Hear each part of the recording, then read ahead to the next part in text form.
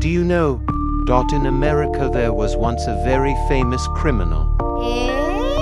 Who is that? His name is Ted Bundy.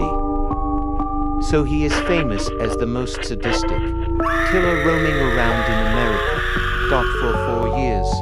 How come the police didn't find out? Well, why didn't the police find out? Because his behavior and charm made him appear as a friendly and trustworthy individual, which was then used to commit crimes. What crimes did he commit? So he often carried out clamping, planning, and murder of dozens of young women in various US states. He even had the heart to display his victim's head in the apartment he lived in. Ew, so scary. But how did he commit his crimes? So he often disguised himself as someone who needed help. He even disguised himself as a police officer to lure his victims. So what after the victim believed?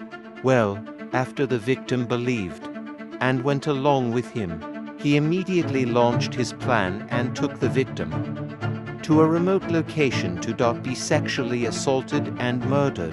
Even scarier, he also often returned to the murder location to commit necrophilia until the victim's body rotted or was eaten by lying animals. Oh, so scary.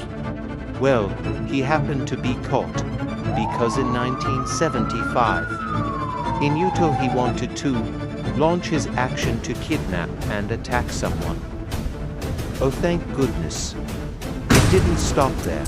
He had escaped from prison twice. Is that guy crazy? Instead of repenting, he committed another crime in Florida. Even worse, he committed a brutal attack on the Chi Omega sorority house at Florida State University. However, not long after that incident he was recaptured in February 1978 and sentenced to death. Thank goodness he deserves someone like that. But how could he do that? So here's the story. Bundy was born on November 24, 1946 in Burlington, Vermont. He had a difficult childhood and a strained relationship with his adoptive family.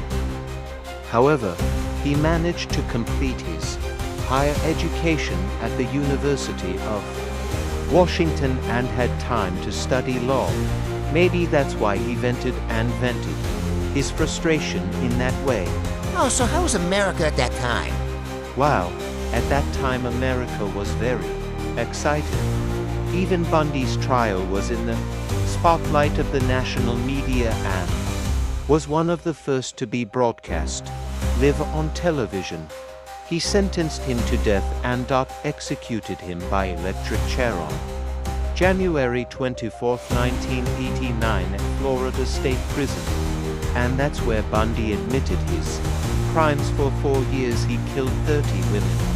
How is it possible that in 4 years, only 30 people? That's precisely why the FBI also didn't believe the perpetrator, because the actual number of victims was estimated to be more than that. And even scarier, the Bundy case had a major impact on society's understanding and law enforcement regarding serial killers. He became one of the first cases to attract widespread media and public attention, and encouraged the development of the FBI's psychological profile of criminals. Oh, so what? If you are interested in learning more about Ted Bundy, here are some resources you can explore.